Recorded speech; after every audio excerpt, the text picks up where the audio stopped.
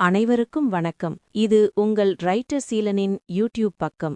நாம் கேட்டுக்கொண்டிருப்பது பரகேஸ்ரீ ஆதித்த கரிகாலன் பாகம் 1, உத்தமசீலியார் காண்டம், அத்தியாயம் 42, வீராணம் ஏரி. காலத்தின் சக்கரம் தடையின்றிச் சுழலத் தொடங்கிய வேகத்தில் 4 ஆண்டுகால வசந்தங்களும் கோடைகளும் சோழ தேசத்தின் மீதும் தங்களின் சுவடுகளைப் பதித்துவிட்டு தெரியாமலேயே மறைந்து போயின. காவிரித்தாய் தன் கருணையை 4 முறை புதுப்புனலாகப் பொழிந்து கரைகளைத் தழுவிச் சென்று சோழவள நாட்டைச் செழிக்க வைத்தாள். இந்த 4 ஆண்டுகளில் சோழ பேரரசின் அரசியல் வரைபடம் வெளியிலிருந்து பார்க்கும்போது அமைதியாகத் தெரிந்தாலும் வடவெல்லையில் ஒரு பெரும் மாற்றம் அணுவணுவாக உருப்பெற்றுக் கொண்டிருந்தது. இராஜாதித்தர் வடதிசை படைகளின் மாதண்ட நாயகனாக பொறுப்பேற்ற அந்த தருணம் முதல் போர்க்கள பயிற்சிகளை விடவும் ஆக்கப்பூர்வமான மக்கள் பணிகளிலேயே தன் முழு கவனத்தையும் ஆற்றலையும் செலுத்தினார். ஒரு சிறந்த தளபதி என்பவன் போர்க்காலத்தில் ரதத்தை ஓட்டுபவன் மட்டுமல்ல, அமைதி காலத்தில் வியர்வையை சிந்தி தேசத்தை உருவாக்குபவனும் கூட என்பதையும் அவர் உலகுக்கு உணர்த்த விரும்பினார். போர் வீரர்களை வெறும் கொலைக்கருவிகளாகச் செதுக்கி வைத்திருப்பதை அவர் அறவே விரும்பவில்லை. அதனால் அமைதி நிலவிய அந்த 4 ஆண்டுகளில் அவர்களின் வலிமை மிக்க கரங்களுக்கு ஆக்கப்பூர்வமான வேலைகளைக் கொடுத்தார். வடவெல்லையில் நிலை கொண்டிருந்த பல்லாயிரக்கணக்கான பெரும் படை வீரர்கள் இப்போது கூர்மையான வாள்களுக்கு பதில் கனமான மண்வெட்டிகளையும் கோடாரிகளையும் ஏந்தி போர்க்களத்திற்கு பதில் பூமித்தாயின் மடியில் நின்றனர். காவிரி கரையில் பிறந்து வளர்ந்த அந்த வீரர்களுக்கு தண்ணீரின் மதிப்பும் அது தரும் வாழ்வாதாரமும் நன்றாகவே தெரியும். ஆனால் வடபகுதியில் வறண்டு வெடித்துக் கிடந்த நிலங்களைக் கண்டபோது இராஜாதித்தரின் மென்மையான இதயத்தில் ஒரு மாபெரும் கனவு கரு கொண்டது. இந்த பரந்த நிலப்பரப்பைச் செழிக்க வைக்க வேண்டுமானால் விண்ணிலிருந்து பொழியும் மழையை வீணாக்காமல் தேக்கி வைக்க ஒரு பெரும் கடல் போன்ற ஏரி அவசியம் என்பதை அவர் தன் தீர்க்க தரிசனத்தால் உணர்ந்தார். இராஜாதித்தர் அந்த மாபெரும் ஏரியை வெட்ட திட்டமிட்ட அந்த இடம் காலப்போக்கில் வரலாற்றுச் சிறப்புமிக்க ஒரு காவியமாக மாறியது. பல்லாயிரக்கணக்கான வீரர்கள் இரவு பகல் என்ற பாகுபாடின்றி கடும் வெயிலையும் பொருட்படாது உழைத்தனர். போர் முனையில் எதிரிகளை தாக்க பயன்படுத்தப்படும் பிரம்மாண்டமான யானை படைகள் இப்போது ஏரியின் கரைகளை உயர்த்தி மண்ணை அடுக்க பயன்படுத்தப்பட்டன. அந்த ஏரி உருவானதற்கு பின்னால் ஒரு தீர்க்கமான மற்றும் மனிதாபிமான சிந்தனை ஒளிந்திருந்தது. வெறும் தற்காப்புக்காக மட்டும் எல்லையை காப்பது ஒரு வீரனின் கடமையல்ல. மாறாக தன் எல்லை கிராமங்கள் பசியின்றி செழிப்பாக இருந்தால்தான் எந்த ஒரு வலிமையான எதிரியாலும் நம் நாட்டை அசைக்க முடியாது என்பது இராஜாதித்தரின் அசைக்க முடியாத கொள்கையாக இருந்தது. அந்த ஏரி வெட்டப்பட்ட விதம் ஒரு மகா காவியம் போல தொடங்கியது. பல மைல் நீளத்திற்கு பூமியை ஆழமாக தோண்டி வானமுலாவிய பெரும் கரைகளை எழுப்பினர். அந்த ஏரியின் கரைகள் தூரத்திலிருந்து பார்க்கும்போது ஒரு பெரும் மலைத்தொடரைப் போல கம்பீரமாக உயர்ந்து நின்றன. அந்த பிரம்மாண்டத்தைக் கண்ட சாதாரண மக்கள் இதை ஒரு சாதாரண மனிதனால் உருவாக்கப்பட்ட ஏரி என்று நம்பவே மறுத்தனர். வானமே நிலத்தில் இறங்கி வந்து தங்கியது போல அந்த ஏரி நீல நிறத்தில் விரிந்து கிடந்தது. தனது தந்தையின் மீது கொண்ட அளவற்ற அன்பின் காரணமாக பேரரசர் பராந்தகரின் திருநாமமான வீரநாராயணன் என்பதை அந்த ஏரிக்கு சூட்டி மகிழ்ந்தார் இராஜாதித்தர். அதுவே பின்னாளில் காலத்தின் ஓட்டத்தில் மருவி வீராணம் ஏரி என்று மக்களால் அன்போடு அழைக்கப்படலானது. இந்த ஏரி உருவானதற்கு பின்னாளில் மிகச் சுவாரஸ்யமான மனதை தொடும் கதை ஒன்று உண்டு.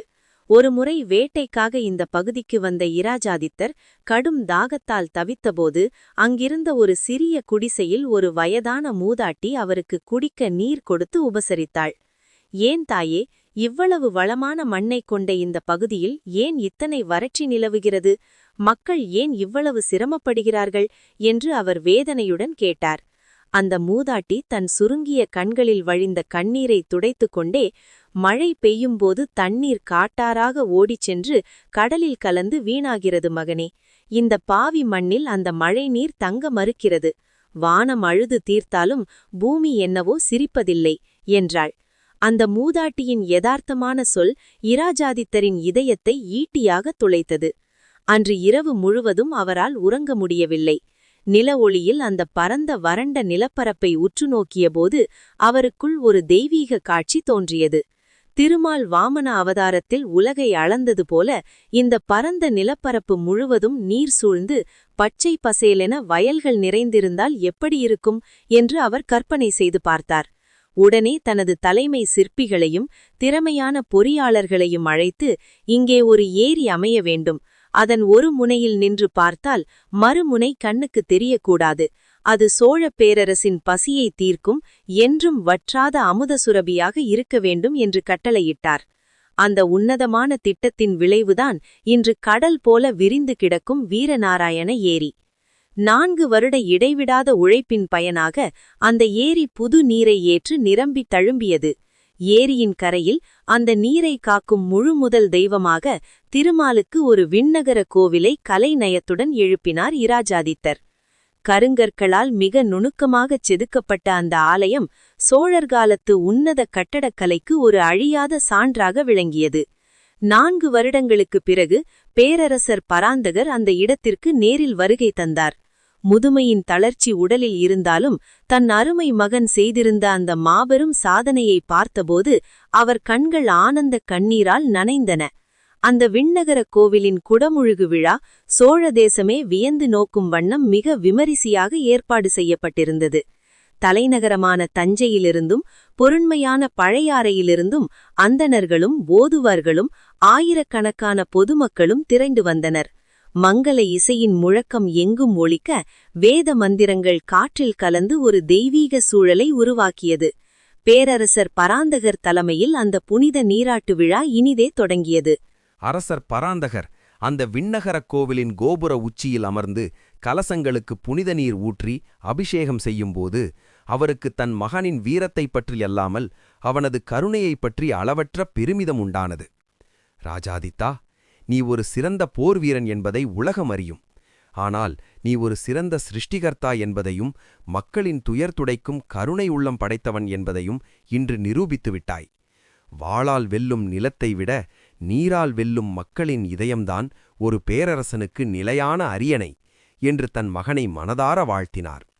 அந்த குடமுழுக்கு விழாவில் சிறுவனாக வளர்ந்திருந்த ஆதித்த கரிகாலன் தன் தந்தையின் விரல்களைப் பற்றிக் கொண்டு ஆச்சரியத்துடன் அந்த நீலக்கடல் பூன்ற ஏரியை பார்த்து கொண்டிருந்தான். அவனது இளமை ததும்பும் விழிகளில் பிரதிபலித்த அந்த நீல நிற ஏரி சோழப் பேரரசின் எதிர்காலச் செழிப்பையும் வலிமையையும் கட்டியம் கூறுவது போல தோன்றியது. அன்றைய மாலை பொழுதில் கதிரவன் மெல்ல மறைந்து கொண்டிருந்த நேரத்தில் வீரநாராயண ஏரியின் நீர் பொன்னிறக் கதிர்களால் மின்னியது. ஏரிக்கரையில் ஆயிரக்கணக்கான அகழ் விளக்குகள் ஏற்றப்பட்டன. அந்த ஒளியின் பிரகாசத்தில் விண்ணகரக் கோயில் ஒரு தேவலோகம் பூமிக்கு இறங்கி வந்தது போல காட்சியளித்தது. அந்த 4 ஆண்டுகளில் சோழம் கண்ட அமைதியும் வளர்ச்சியும் அந்த ஏரியின் ஆழத்தைப் போலவே நிலையானது என்று அங்கிருந்த அனைவரும் மனப்பூர்வமாக நம்பினர். ஆனால் வடக்கே கார்மேகங்கள் சூழ்வது போல ஒரு புதிய போர்மேகம் மெல்ல மெல்ல நகரத் தொடங்கியிருந்தது. ராஷ்டிரகூட வண்ணன் கிருஷ்ணனின் ஒற்றர்கள் இந்த ஏரியையும் புதிதாக கட்டப்பட்ட இந்த பாதுகாப்பு அரண்களையும் பற்றி இரகசிய தகவல்களை சேகரித்துச் சென்ற வண்ணம் இருந்தனர். குடமுழுக்கு ராவின் கொண்டாட்டங்களில் திளைத்திருந்த பேரரசரின் கண்கள் அத்தனை மக்கள் கூட்டத்திலும் ஒரு குறிப்பிட்ட முகத்தை தேடி அலைந்தன. அந்த 4 ஆண்டுகளில் ஒருமுறையாவது தன் இளைய மகன் உத்தமன் தன் முன்னால் வந்து தோன்றுவான் என்றும் தன்னை மன்னிப்பான் என்றும் அவர் ஏக்கத்துடன் எதிர்பார்த்தார். ஆனால் அன்றும் அவருக்கு ஏமாற்றமே மிஞ்சியது. அந்த பெருங்கூட்டத்தில் உத்தமனின் நிழலை கூட அவரால் காண முடியவில்லை. 4 ஆண்டுகால மௌனத்துக்குப் பின் போர்க்களம் புக முடிவெடுத்த உத்தமசீலன் ஒருமுறை தன் உறவுகளை தொலைவிலிருந்தேனும் பார்த்துவிட்டு திரும்பலாம் என்று சோனாடு செல்ல திட்டமிட்டான். ஒட்டுமொத்த குடும்பமும் வீரநாராயண ஏரி கோவில் குடமுழுக்கில் இருப்பதை அறிந்த அவன் பெருமூச்சு விட்டான். பாண்டியர்களுடனான இப்போர் தன் கடைசி போராகவும் இருக்க வாய்ப்புள்ளது என்பதை அவன் உணர்ந்தே இருந்தான். கடைசியாக ஒருமுறை தந்தையையும் சகோகாதரி அனுபமாவையும் முக்கியமாக ஆதித்த கரிகாலனையும் பார்த்துவிட வேண்டும் என்று அவன் மனம் துடியாய் துடித்தது. யாருக்கும் தெரியாத வகையில் ஏரியின் மறுபுறம் அமைந்திருந்த ஒரு அடர்ந்த ஆலமரத்தின் விழுதுகளுக்குப் பின்னால் ஒரு உருவம் மௌனமாக நின்றது. அது உத்தமன்தான் என்பதை சொல்லத் தேவையில்லை. 4 ஆண்டுகால காடு வாழ்வும் கடுமையான பயிற்சிகளும் அவனை ஒரு வலிமை மிக்க பழங்குடி வீரனைப் போல மாற்றியிருந்தது. அவனது கண்கள் அந்த பிரம்மாண்டமான ஏரியின் அழகை பார்க்கவில்லை, மாறாக கோயில் மண்டபத்தில் நின்றிருந்த தன் குடும்ப உறுப்பினர்களை பார்த்தன.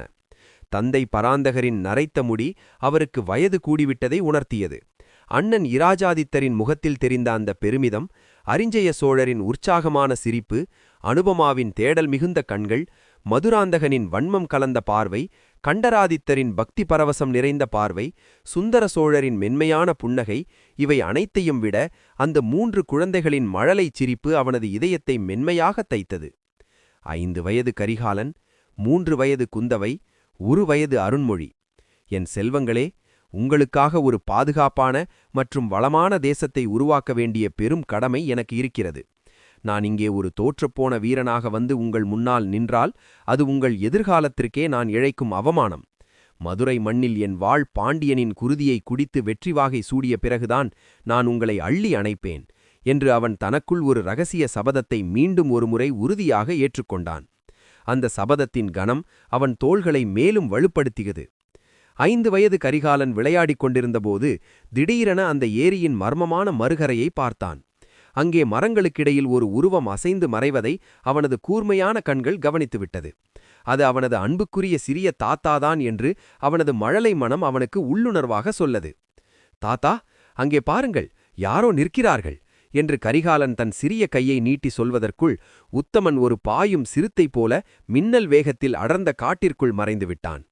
கரிகாலன் காட்டிய அந்த திசையை ஏக்கத்துடன் வெறித்து பார்த்த பராந்தகர் ஒரு நீண்ட பெருமூச்சை விட்டார். அவன் இப்போது வரமாட்டான் கரிகாலா.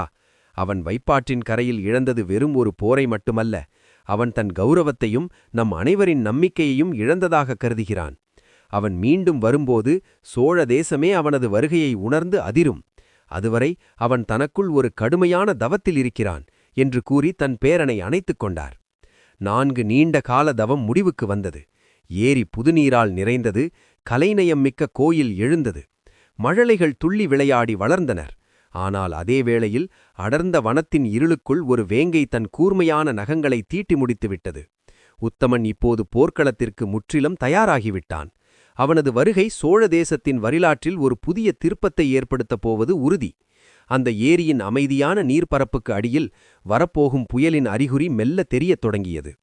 இராஜாதித்தர் உருவாக்கிய அந்த ஏரி வெறும் நீர்த்தேக்கம் மட்டுமல்ல, அது சோழர்களின் ஒற்றுமைக்கும் விடாமுயற்சிக்கும் அடையாளம். வீரர்கள் விவசாயிகளாக மாறிய அந்த பொற்காலம் ஒரு அரசன் எப்படி இருக்க வேண்டும் என்பதற்கு உதாரணமாக திகழ்ந்தது. பராந்தகரின் முதுமை, இராஜாதித்தரின் ஆளுமை, கரிகாலனின் இளமை மற்றும் உத்தமனின் வைராக்கியம் என அனைத்தும் அந்த வீரநாராயண ஏரிக்கரையில் ஒரு புள்ளியில் இணைந்தது. வானத்தில் தெரிந்த நட்சத்திரங்கள் அந்த ஏரியின் நீரில் பிரதிபலித்தது. சோழர்களின் எதிர்கால விண்மீன்கள் பிரகாசிக்கப் போவதை சுட்டிக்காட்டுவது போல இருந்தது. வரப்போகும் பெரும் போருக்கும் அமையப்போகும் மாபெரும் பேரரசுக்கும் அந்த வீரநாராயண ஏரியே சாட்சியாக இருக்கப் போகிறது. அந்த 4 ஆண்டுகால அமைதி ஒரு புதிய வரலாற்றின் தொடக்கத்திற்கான அமைதி என்பதை காலத்தின் சக்கரமே உணர்த்தப் போகிறது. அன்றைய மாலை நேரத்து இருள் சூழும் வேளையில் ஏரிக்கரையில் ஏற்றி வைக்கப்பட்ட விளக்குகள் காற்றில் அசைந்தாடின. ஒவ்வொரு விளக்கும் ஒரு வீரனின் தியாகத்தையும் ஒரு அரசனின் கனவையும் சுமந்து கொண்டிருந்தது. இராஜாதித்தர் அந்த ஏரிக்கரையில் நின்று கொண்டு தொலைவில் தெரியும் அடிவரத்தை பார்த்தார். அங்கு மின்னிய மின்னல்கள் வடக்கிலிருந்து வரப்போகும் பேராபத்தை அவருக்கு உணர்த்தின. ஆனால் அவர் அஞ்சவில்லை. தான் உருவாக்கிய இந்த ஏரியும் இந்த கோயிலும் தன் மக்களிடம் விதைத்த அவரது தன்னம்பிக்கையும் எந்த ஒரு புயலையும் எதிர்கொள்ளும் வலிமையை தரும் என்று அவர் உறுதியாக நம்பினார். வீரநாராயண ஏரியின் அலைகள் மெல்ல கரையை தழுவி ஒரு புதிய சகாப்தத்தின் வருகையை இரகசியமாக சொல்லிக் கொண்டிருந்தன.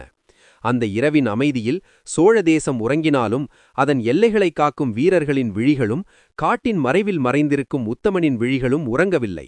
அவர்கள் அனைவரும் ஒரு புதிய விடியலை நோக்கி தங்களை தயார்படுத்திக் கொண்டிருந்தனர். அந்த விடியல் இரத்தத்தால் சிவக்கப் போகிறதா அல்லது நீரறல் செழிக்கப் போகிறதா என்பதை காலத்தின் சக்கரமே தீர்மானிக்கப் போகிறது. வீரநாராயண ஏரி அதன் அலைகளுக்குள் 1000 ரகசியங்களை சுமந்து கொண்டு சோழப் பேரரசின் மௌன சாட்சியாக என்றென்றும் நிலைத்து நிற்கப் போகிறது. தொடரும்.